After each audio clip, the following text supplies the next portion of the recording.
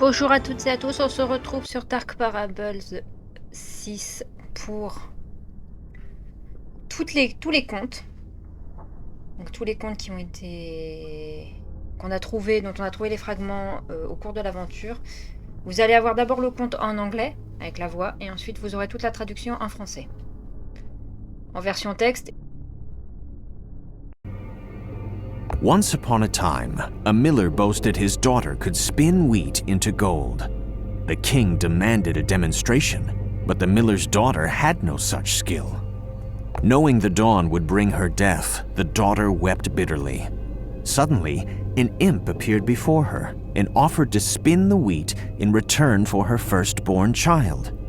The daughter agreed, delighted. The king married her the next day. Their first child soon followed, and for a while, all was well. But one day, the imp reappeared, demanding what had been promised to him.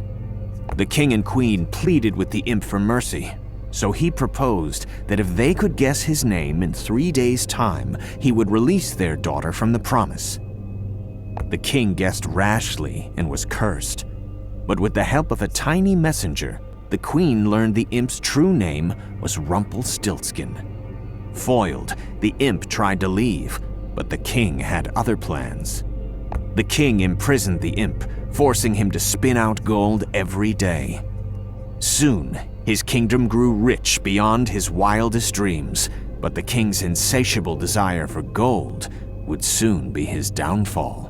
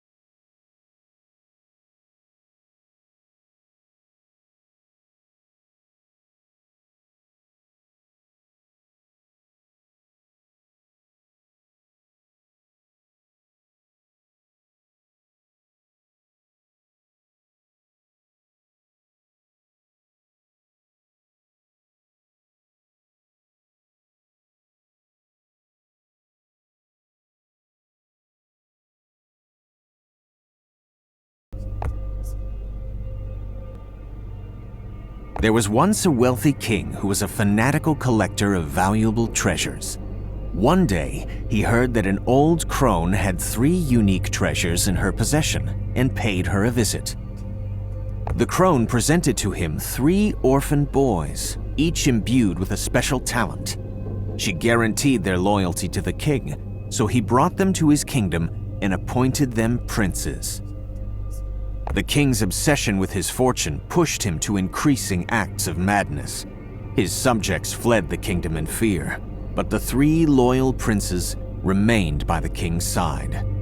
It was on the deserted kingdom that the princes came of age and into their talents. The eldest prince, Leonard, grew to a mighty warrior with a quick temper and a love of battle. The second prince, Julian, was the king's closest confidant, a hedonist and shapeshifter, taking different appearances as he pleased.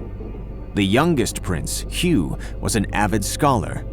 Pursuant of all knowledge, he developed magic beans that allowed them to live unnaturally long lives.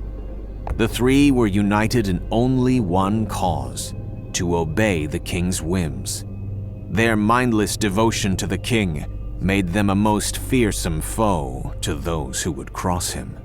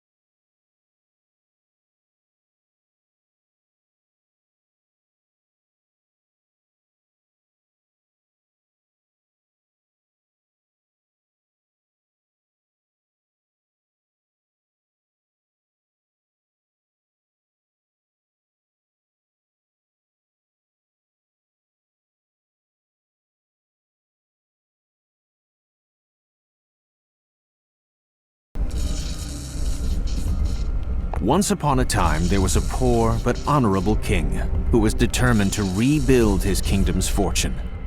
One day, his appetite for gold suddenly grew insatiable. The queen, in despair of his greed, took their daughter in hand and left him. The king suffered many lonely years without them, but his obsession with treasure only flourished. One day, a strange witch came to sell him the most valuable treasure in the world.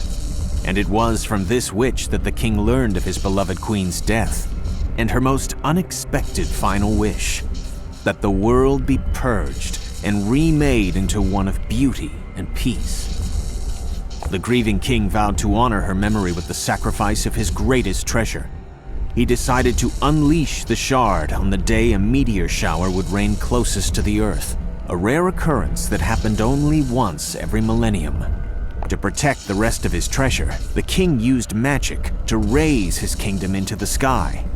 Though magic ensured the king's long life, his plans were thwarted by a petty thief named Jack, who had unwittingly stolen the key that would unleash the treasure. Though Jack escaped, the rest of his gang was left behind, and there was one woman who reminded the king very much of his beloved queen and their young daughter.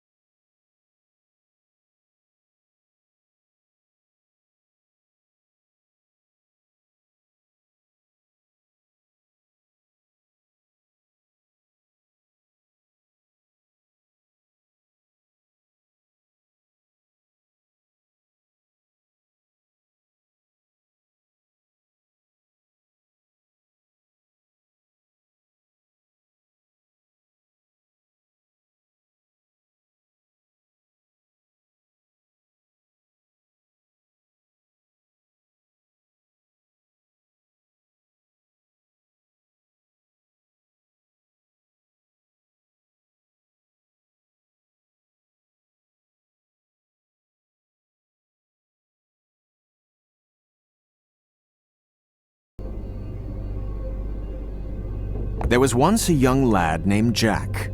Outraged by the poverty he saw plague friends and family while the rich grew richer, Jack picked fat pockets and shared his spoils with all.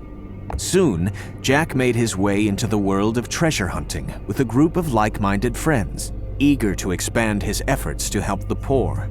It was during their travels that Jack heard of the legend of a kingdom in the sky. With the help of his fiancée, Emma, he acquired the magic beans that grew into a giant beanstalk.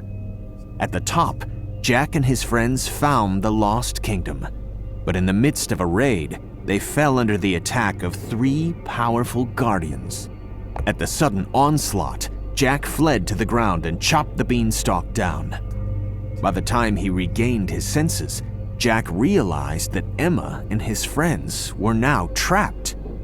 Racked with guilt, Jack resided in a small cottage by the beanstalk stump for years, desperately searching for a way to rescue them. Little did he know, one day his efforts would set a terrible plot's wheels in motion once again.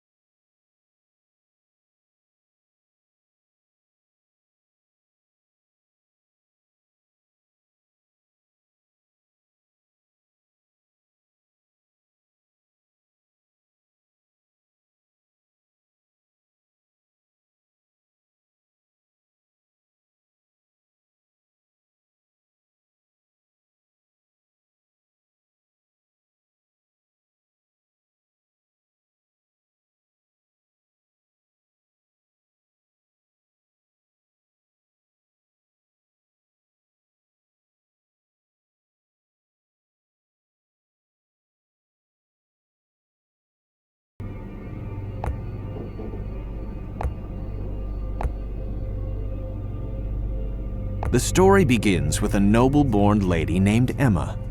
Unsatisfied with her mundane lifestyle, she rebelled against her family and trained under the Order of the Red Riding Hood Sisters. During patrols, Emma saved a young man by the name of Jack, a fortune hunter with a charming smile and tales of adventure. They fell in love, and she left the sisters for a future with him. Jack had a dream as well, in the form of the elusive kingdom in the sky and the heist of a lifetime. But all his research fell to naught until Emma gave him the magic beans that had been in her family's possession for generations, a secret heirloom connected to the kingdom. But the kingdom proved to be as treacherous as it was bountiful. Emma found herself abandoned by the man she loved and at the mercy of the king and 3 princes of the kingdom. Unexpectedly, the king claimed Emma as his descendant, proven by her possession of the magic beans. He treated her like a daughter, but Emma soon realized the king had been bewitched to set upon a nefarious path that would destroy the world. Emma knew she would need help to stop the king. She sabotaged the floating kingdom, exposing its location, and hoped it would alert the attention of the fairy tale detective before the island's destruction went too far.